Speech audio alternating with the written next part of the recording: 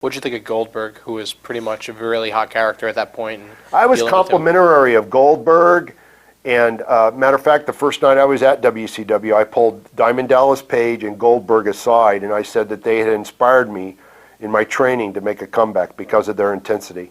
I told Goldberg, I wrote about it on one of my posts one time when I got offended by his comment relative to somebody asking him when he was a kid, he dressed up for Halloween as Ultimate Warrior, and he sort of mocked it and dismissed it. The truth was, he was a mark for Ultimate Warrior, and he was a teenager at the time. He wasn't even a little kid, but he didn't have the confidence in himself, to say that. And that says a lot to me. It shows a lot about the insecurity somebody has.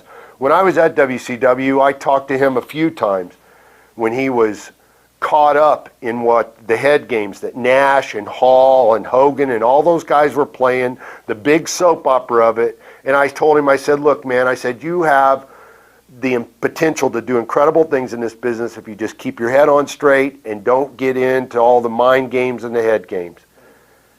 Now, who somebody else is going to do that? Right. In my shoes?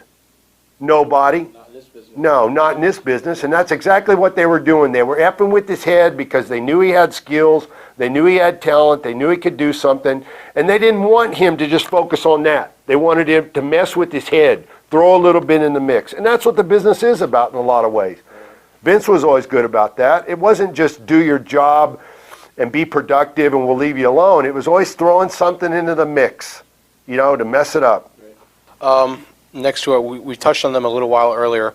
Hall and Nash. What were your thoughts on them in WCW? And just shit stirs? Yeah, shit stirs and backstabbers, and they spend just as much energy. I mean, there's a lot of those guys in this business and all kinds of business, but they spend just as much energy in how to be destructive.